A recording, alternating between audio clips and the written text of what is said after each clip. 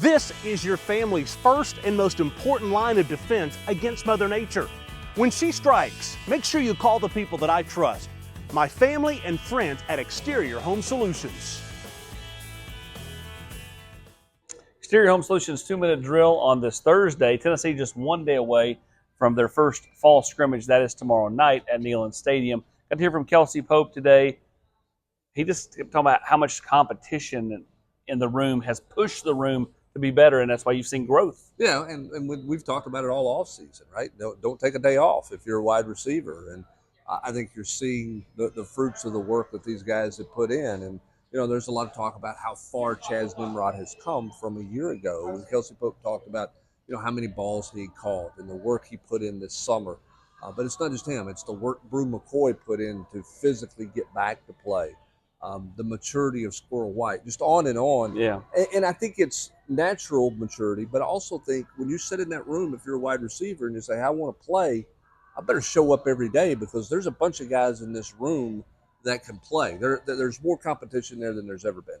Speaking of competition, there's a three-headed monster at tight end. We got to hear from all three guys today. Holden Stays, Miles Kitselman, the transfer from Alabama, and Ethan Davis, who's really the incumbent here, right, because he was here a year ago.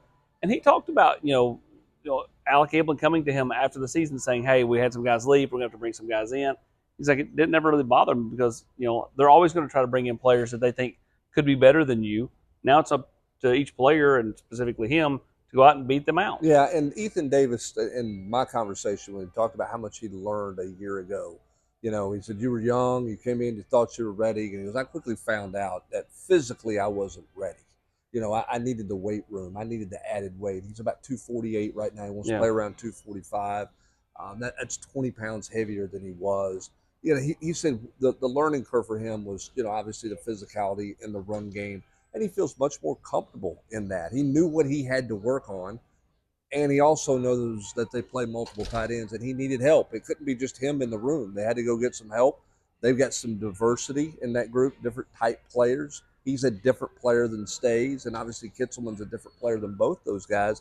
I think they all feel like they mesh with each other pretty well. Yeah, speaking of meshing, that's the one thing, the biggest takeaway you got to me out of the tight ends today was just how kind of close they are. I mean, Ethan Davis called Miles Kitselman, who, again, didn't arrive until January, if not the best friend on the team, one of his best friends on the team.